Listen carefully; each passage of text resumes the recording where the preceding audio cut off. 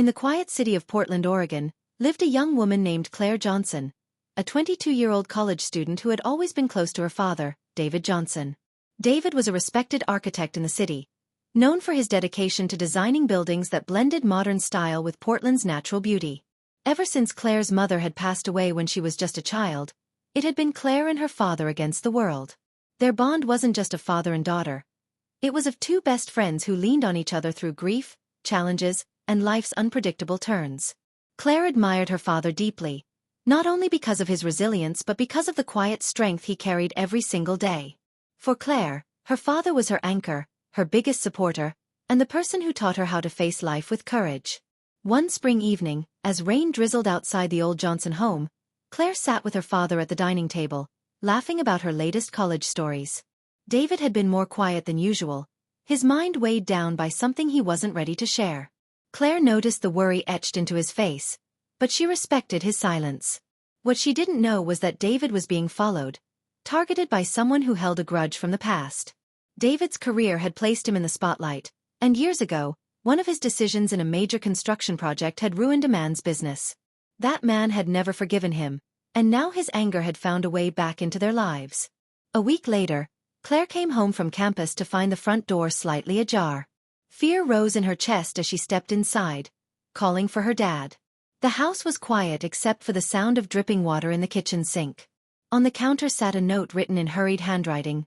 "You don't know the truth about your father. Be careful who you trust." Claire's heart raced as she read the words over and over, unsure what they meant. That evening, David returned home, and Claire showed him the note.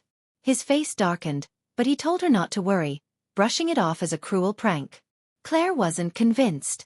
She knew her father well enough to recognize that he was hiding something. Days turned into nights filled with tension.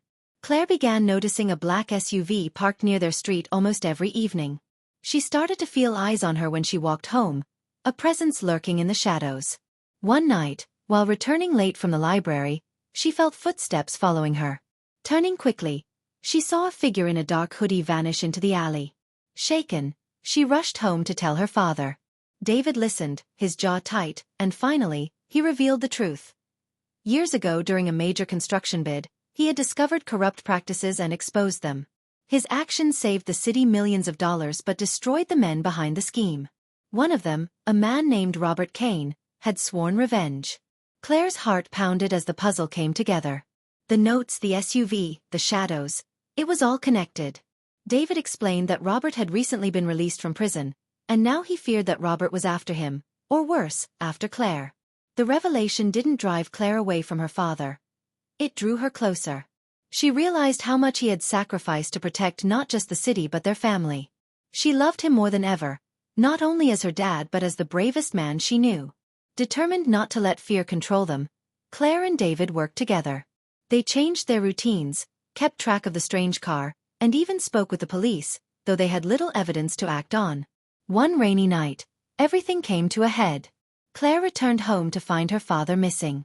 The living room showed signs of a struggle, a broken lamp, scattered papers, and the door left wide open. On the floor was another note. "Now you'll see who he really is."